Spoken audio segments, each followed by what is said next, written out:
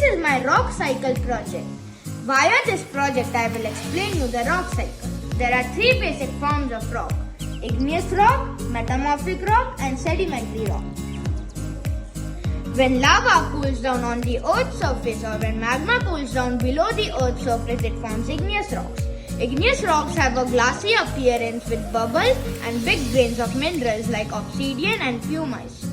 When the igneous rocks weather and erodes, it forms sediments.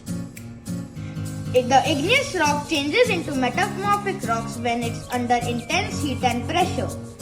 The igneous rocks, when melted, form magma and lava.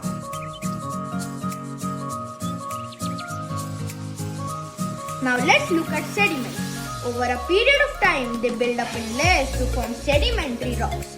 Sedimentary rocks are formed up of sediments, usually at the bottom of a river or a lake. It has flat layers and mix of particle size like sandstone and shale. When the sedimentary rocks erodes and weathers, it forms sediments. When it is under intense heat and pressure, it forms metamorphic rocks.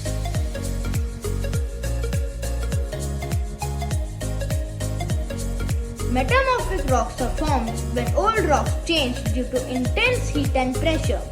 A metamorphic rock has bending layers and squished grains. When metamorphic rocks weathers and erodes, it forms sediments. And when metamorphic rocks melt, it forms magma and lava.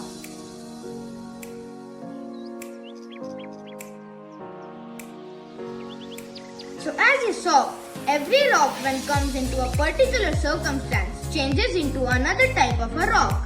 And so the rock cycle continues. Thank you.